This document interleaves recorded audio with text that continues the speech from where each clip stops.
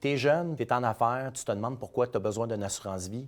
Je vais te l'expliquer pourquoi. À 34 ans, je décide de me lancer en affaires avec mon associé d'aujourd'hui. En cours de route, on m'avait toujours dit de m'assurer, puis je ne voyais pas l'importance nécessairement de m'assurer, comme un paquet de mes chums dès cet âge-là. Et puis, mon associé me dit, écoute, Pascal, c'est bien beau, on a une convention d'actionnaire, puis notre convention doit être provisionnée. Donc, on doit avoir l'argent nécessaire que si demain matin, tu décèdes, je me retrouve pas dans la merde parce que je suis obligé de racheter la succession, puis en plus, je suis obligé de te remplacer. Tu as tout à fait raison, Samy.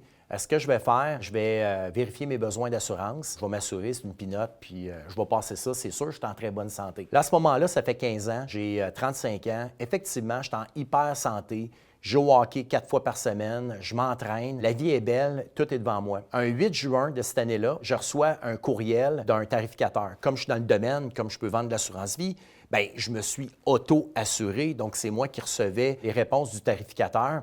Le tarificateur m'annonce que le client en question, moi-même, est non assurable. Le stress me pogne parce que le vendredi qui vient, c'est le Grand Prix à Montréal, puis j'ai le goût d'aller fêter avec mes amis, j'ai le goût de passer un beau week-end. Mais quand tu reçois une mauvaise nouvelle, que tu n'es plus assurable, à 35 ans, tu te poses la question pourquoi. Pour faire une histoire courte dans la situation, je suis allé voir un médecin qui m'a référé à un autre spécialiste, qui m'a référé à un autre spécialiste pour passer une batterie de tests, pour m'annoncer que j'avais la maladie de Berger. Cette maladie-là, c'est une maladie dégénérative. Je vais-tu mourir vieux? Je ne le sais pas.